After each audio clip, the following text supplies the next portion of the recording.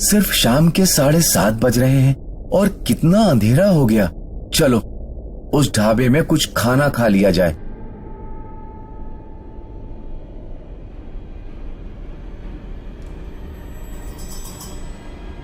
कुछ खाना है तो अंदर आ जाओ।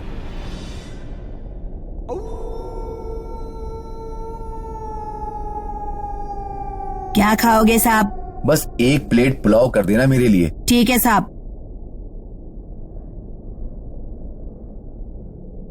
वाह, पुलाव तो बढ़िया है। यहाँ सब कुछ बढ़िया ही मिलता है, सब ताजा ताजा।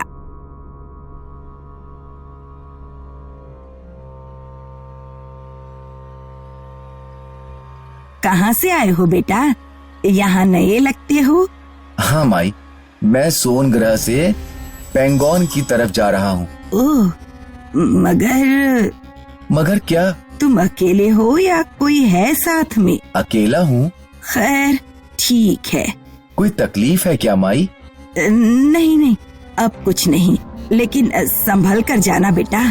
कोई बात है तो बताइए, ऐसे डराओ मत। अब तो कोई संकट नहीं है, मगर कुछ साल पहले इस जंगल से गुजरना खतरे से खाली नहीं था। मतलब? यहाँ से जो भी गुजरता, खासकर तुम जैसे जवान खूबसूरत मर्द, वो जिंदा नहीं बचते थे। ये क्या कह रही हो? तुम्हें नहीं पता, इस जंगल में वो रहती थी। कौन? वही लाल कपड़ों वाली चुड़ैल। ये क्या बकवास है? तुम्हें विश्वास नहीं हो रहा तो फिर सुनो। वो कौन थी, कहाँ से आई थी, क्या चाहती थी, किसी को नहीं पता था। किसी ने उसे देखा भी नहीं था, लेकिन कहते हैं कि वो एक चुड़ैल थी। उसके पैर उल्टे थे और वो जंगल में छिप कर रहती थी। जब कोई जवान मर्द इस जंगल से अकेले गुजरता, तब वो बाहर निकलती, एक बहुत ही खूबसूरत औरत के रूप में। वो बेचारा मर्द उस औरत के झांसे में आ जाता। वो उस मर्द को ललचाकर इन झाड़ियों में ले जाती और वहाँ वो अपने असली रूप में आ जाती। कहते हैं बहुत ही भयानक था वो रूप। लाल लाल आँखें, चमड़े जैसी खाल, रस्सियों जितने जाड़े बाल, और वो एक ऐसी दहाड़ निकालती थी कि वो बेचारा आदमी बेहोश ही हो जाता और फिर वो उसका खून पीकर उसे मार डालती। वाह माई, कहानी तो बड़ी अच्छी है, मगर मैं डरने वाला नहीं। पागल हो तुम? खैर, अब डरने की कोई वजह भी नहीं है। वो क्यों? क्योंकि वो चुड़ैल अब नहीं है। क्या हुआ उसे? मैंने उस चुड़ैल को खत्म कर दिया। आपने? कैसे? जाने दो, तुम यकीन नहीं करोगे बेटा। अरे बताइए तो माई। ठीक है। एक दिन इसी ढाबे में एक पीर बाबा आए थे। उसके पास था एक जादुई पिंजरा। उनके पास खाने के पैसे नहीं थे, तो जाते वक्त वो ये पिंजरा मुझे दे गए और बोले, माई, तुमने हमारी सेवा की, हमारी दावत कराई, पर हमारे पास तुम्हें देने के पैसे नहीं हैं। मगर ये जादुई पिंजरा रख लो, इसमें तुम जिसे चाहो बंदी बनाकर रख सकती हो, फिर वो किसी भी आकार का क्यों ना हो। चाहो तो एक हाथी को भी चूहा बनाकर इसमें कैद कर सकती हो। फिर क्या था, मैं वही पिंजरा लेकर जंगल में गई और उस मनहूस चुड़ैल को ढूंढ निकाला। उसके सामने मैंने पिंजरे का दरवाजा खोल दिया और वो चुड़ैल एक पत्ते की तरह कांपती हुई एक चिड़िया जितनी छोटी बन गई और इस पिंजरे में घुस गई। मतलब उस ढके हुए पिंजरे में चुड़ैल है? हाँ बिल्कुल। वो तो हिल रहा है। क्यों नहीं, उसमें चुड़ैल जो कैद है। ठीक है, तुम खाना खा लो, मैं जरा गाय को चारा देकर आती हूँ। और डरो नहीं, वो चुड़ैल पूरी तरह से कैद है वहाँ अंदर। ओह, उसमें सच में कुछ है। कहीं वो बुढ़िया सच तो नहीं बोल रही?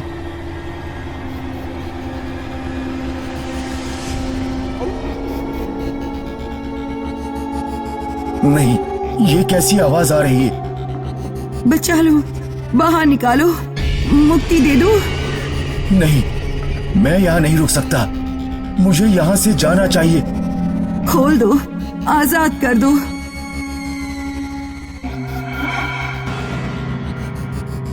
एक बार देख लेना चाहिए, देखे बिना कैसे जा सकता हूँ मैं। हाँ, तुम सही कर रहे हो। आ जाओ हमारे पास, हमें आजाद कर दो। ये क्या है? हमें बचा लो, दरवाजा खोल दो। तुम चुड़ैल नहीं हो, तुम कौन हो? हम वो सब लोग हैं जिसे चुड़ैल ने खून पीकर इस पिंजरे में कैद कर रखा है। वो हर रात आती है और हमारा खून पी जाती है। आप जल्दी हमें यहाँ से निकाल लो। पता नहीं, लेकिन सोचो मत, हमारे पास वक्त नहीं है। खोल दो पिंजरे का दरवाजा।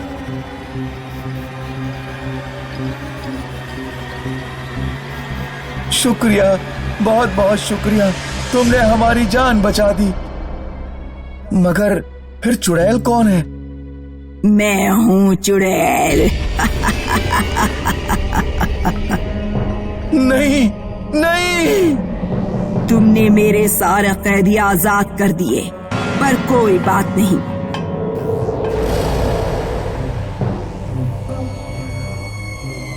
तुम जो हो, खट्टे कट्टे तंदुरुस्त, अब से तुम ही मेरा नाश्ता होगे और तुम ही मेरे रात का खाना।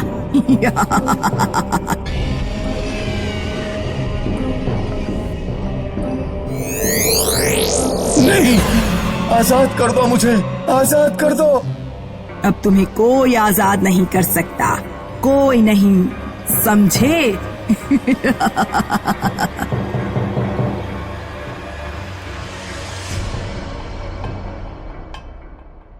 बहुत पुरानी बात है।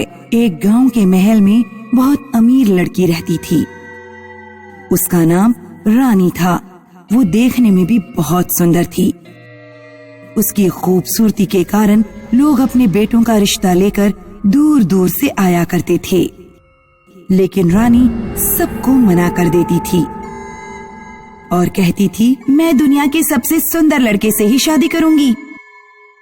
उस गांव से कुछ मील की दूरी पर एक घना जंगल था, जिसमें एक डरावना भूत रहता था। वो रानी की सुंदरता से प्रभावित होकर उससे शादी करना चाहता था। वो भूत आदमी का रूप बदलकर अपनी शादी का प्रस्ताव लेकर रानी के पास आता है और उसे कहता है, रानी, मैं आपसे शादी करना चाहता हूँ। रानी उसे साफ मना कर देती है। रानी की ऐसी बात सुनकर भूत उसे बोलता है, एक दिन मैं आपसे शादी करके ही रहूंगा। बस ये कहते ही वो भूत वहाँ से चला जाता है। फिर कुछ दिनों बाद एक मोहित नाम का लड़का भी रानी के पास आता है और उससे कहता है, आप मुझे बहुत पसंद है, मैं आपसे शादी करना चाहता हूँ। मोहित देखने में सुंदर था। मोहित को देखकर रानी अपने मन में सोचती है, इतना सुंदर लड़का मैंने कभी नहीं देखा, मुझे इससे ही शादी करनी चाहिए। बस फिर क्या, रानी मोहित को शादी के लिए तुरंत हाँ कर देती है। शादी की तैयारी के साथ रानी तैयार होकर सोचने लगती है, चलो मैं मोहित को देख कर आती हूँ कि वो तैयार हुआ या नहीं। रानी फिर मोहित को देखने के लिए उसके कमरे में जाती है और वो जैसे ही कमरे में घुसती है, वो देखती है कि मोहित की जगह एक डरावना भूत बैठा हुआ था। रानी उसे देखकर बेहोश हो जाती है। होश में आने पर रानी के सामने भूत ने भेष बदलकर एक सुंदर लड़के का रूप ले लिया था। इससे पहले रानी को कुछ भी पता चलता, भूत अपने काले जादू से रानी की याददाश्त मिटा देता है और फिर वे उसे कहता है, हमारी शादी हो चुकी है और मैं आपका पति हूँ। वो भूत मोहित के दिमाग से भी सारी याददाश्त मिटा देता है और भूत फिर उसे एक जंगल में छोड़ आता है। कुछ समय बाद मोहित को धीरे धीरे रानी का नाम याद आने लगता है और वे रानी को ढूंढने लगता है। एक दिन वो फूट फूट कर रो रहा था। तभी पास में एक बूढ़ी दादी यज्ञ कर रही होती है। दादी को मोहित की रोने की आवाज आती है। वे उसके पास जाकर उससे पूछती है, अरे बेटा, तुम कौन हो? आप कौन है दादी? बेटा, मैं तो यहीं रहती हूँ। दादी, मैं अपनी याददाश्त भूल चुका हूँ। मुझे कुछ याद नहीं आ रहा। दादी तो तंत्र विद्या जानती ही थी। वो अपनी तंत्र विद्या से उसके बारे में जान लेती है। रो मत बेटा, मैं तुम्हें एक मंत्र बताती हूँ जिससे तुम्हारी सारी याददाश्त वापस आ जाएगी। और साथ ही दादी उसे एक खंजर भी देती है और उससे कहती है, ले बेटा, ये खंजर भूत को मारने में काम आएगा। फिर मोहित वो मंत्र अपने मन में बोलता है और उसे अपनी सारी याददाश्त फिर से वापस आ जाती है। याददाश्त वापस आने पर मोहित महल पहुंचता है। महल पहुंचते ही वो रानी को देखता है। रानी फिर उससे पूछती है, तुम कौन हो? रानी को कुछ याद नहीं था। बस इतने में मोहित वही मंत्र पढ़ता है जो उसे उस बूढ़ी दादी ने बताया था। वो रानी की भी याददाश्त वापस ले आता है। फिर भूत वहाँ आ जाता है और वो मोहित को देख लेता है। भूत अपने असली रूप में आ जाता है। तूने यहाँ आकर गलती कर दी है। अब तू मरेगा मेरे हाथों से। मोहित दादी का दिया हुआ खंजर निकालता है और चुपके से भूत के पेट में घुसा देता है। वो भूत तड़प तड़प कर मर जाता है। इस तरह मोहित रानी को उस भूत से बचा लेता है। फिर कुछ दिनों बाद रानी और मोहित दोनों धूमधाम से शादी कर लेते हैं और अपना सुखी जीवन व्यतीत करने लगते हैं।